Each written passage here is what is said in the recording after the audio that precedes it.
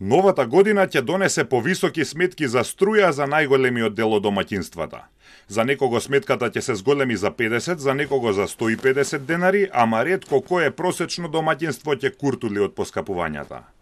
За некого сметката ќе се покачи за 5%, за некого 15%. За куќите и становите во кои никој не живее, сметките ќе се зголемат за повеќе од двојно.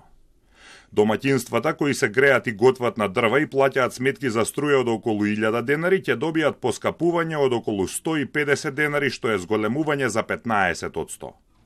Новите цени на струјата се објавени во службен весник од 27 декември.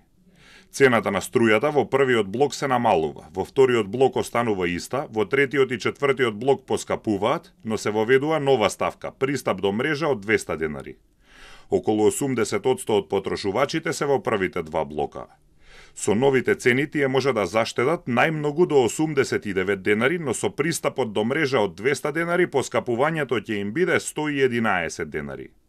Председателот на Регулаторната комисија за енергетика смета дека со воведувањето на ефтината струја од 13 до 15 часот преку ден, тоа може да се компензира.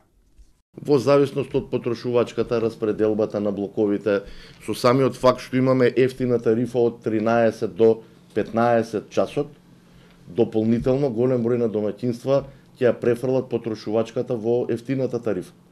Така да, тука негде ќе бидат сметките, ќе бидат негде пониски, негде исти, единствено ќе бидат повисоки кај оние кои што имаат потрошувачка 0 или имаат потрошувачка 10, 15, 20 киловат часови во текот на годината, бидејќи тие ќе треба да ги платат тие 200 денара. Според регулаторната, просечно домаќинство троши во просек 244 киловат часа скапа струја месечно.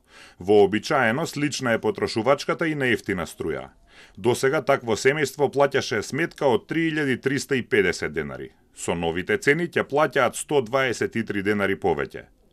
Под услов да успеат 20 киловат часа од скапа да ги префрлат во ефтина струја преку ден, сметката ќе им биде 3400 денари, односно 50 денари повисока од досега.